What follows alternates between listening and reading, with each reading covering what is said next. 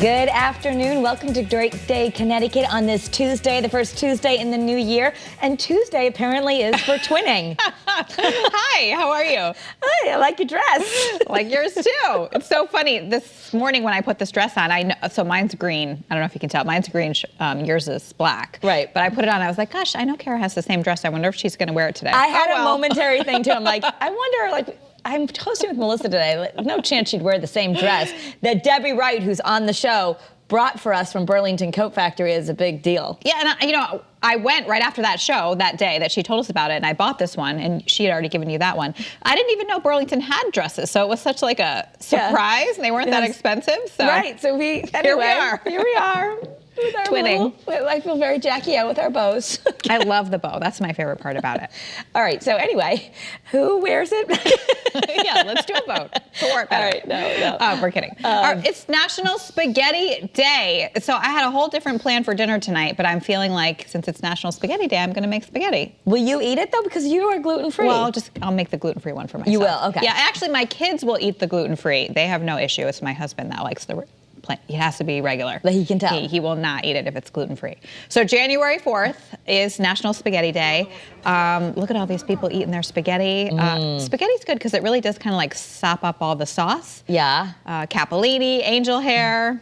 I like angel hair better just because it cooks in 2 minutes. Yeah, it's so much faster.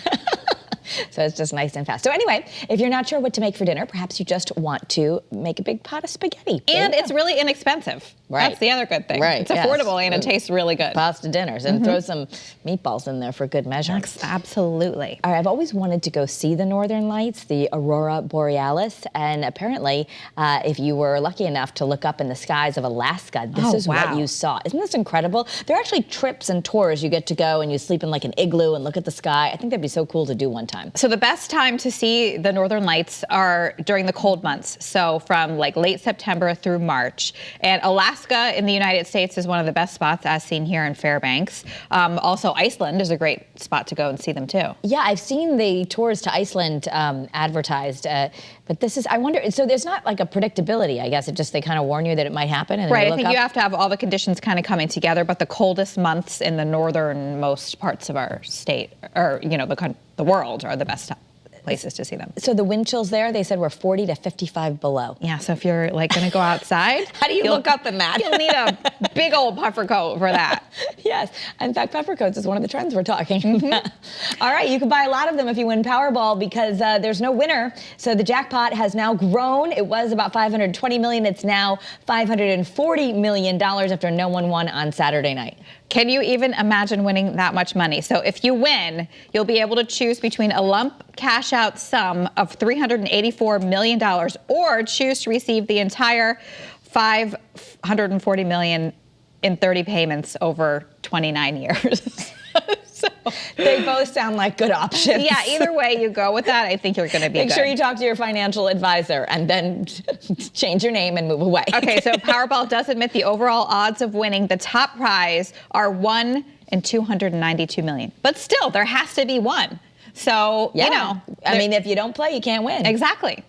I really feel like I have to remember to go buy a ticket. This is what always happens to me. I'd be happy if I won like $500, you know?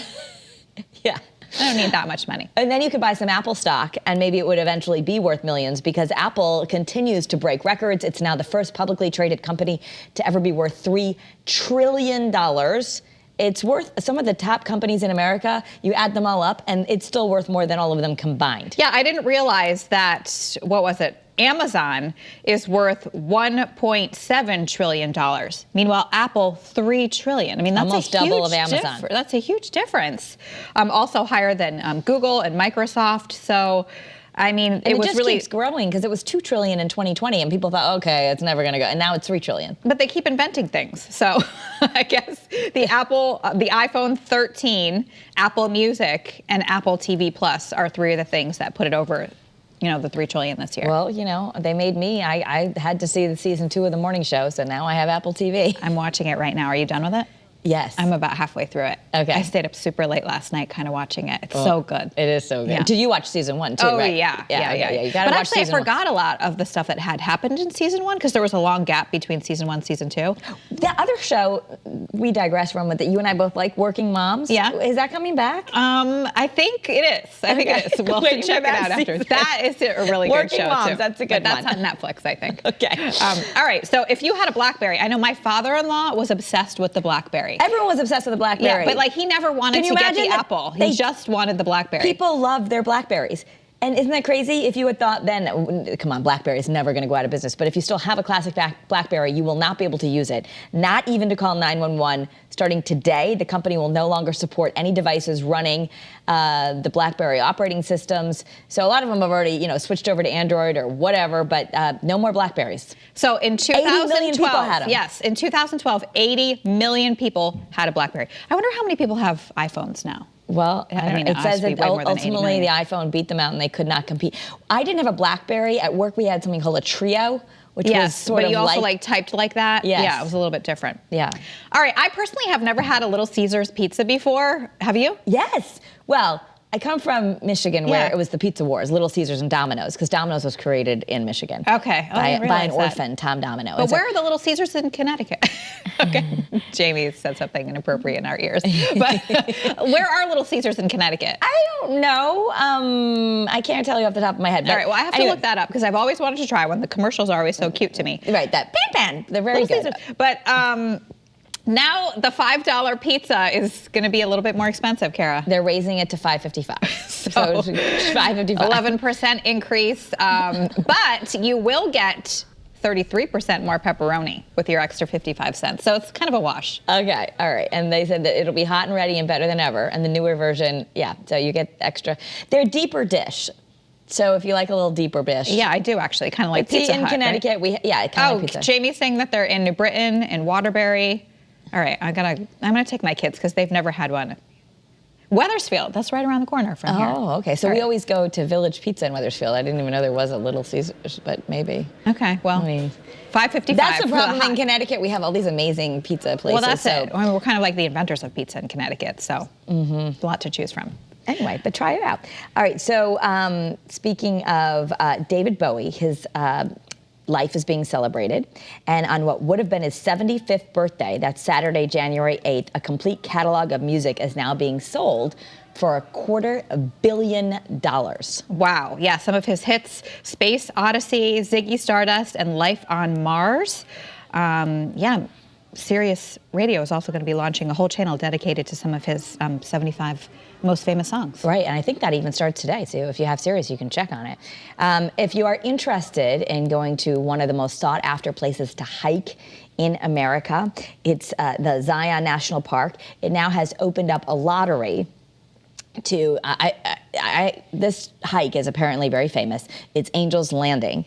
And you open up this lottery and you can apply. And if you win, then it's not very expensive, a few bucks, $6 or something to get your thing. But because of COVID, they can't just let everyone go. So, Yeah, remember in the early days of the pandemic, everyone was fleeing to the national parks because everybody was going to be outside and everything got too crowded. Yeah. So they had to start limiting the people coming and checking out the different hikes. So if you win the lottery, it costs $6 to enter and then $3 a person if you're chosen. You can also apply to a different lottery the day before your planned hike to see maybe you can get in at the last minute. I definitely want to do a Grand Canyon trip. I've always wanted to see it too. Never been that far out to the west before, so. It'll be so. If you have it on your bucket list, you want to apply early. So this is one of those things that I guess is just a wonder of dance and underwater. It's a tradition in Chinese art, but there's underwater dancing, and they're actually using it to reproduce these famous frescoes that are in the caves in China. This is wild. Can you even imagine how is she breathing under there? I don't know, like, because she doesn't have any scuba gear on. So I don't. How do they do it? They're just like underwater divers, and then they can hold their. Sometimes you can hold your breath for about 5 minutes if you train. Maybe, and then she doing? just surfaces for some air and then comes back down again. I don't know, but that's It's just pretty wild. unbelievable. They started this in 2021, and now they're revamping another show. So that's crazy. Beautiful, though. It's incredible. Wow. That's interesting. Okay. So I like that. I like it I too. wouldn't volunteer to be in that show, but I'd like to watch it. It's like a lot of lung training going on.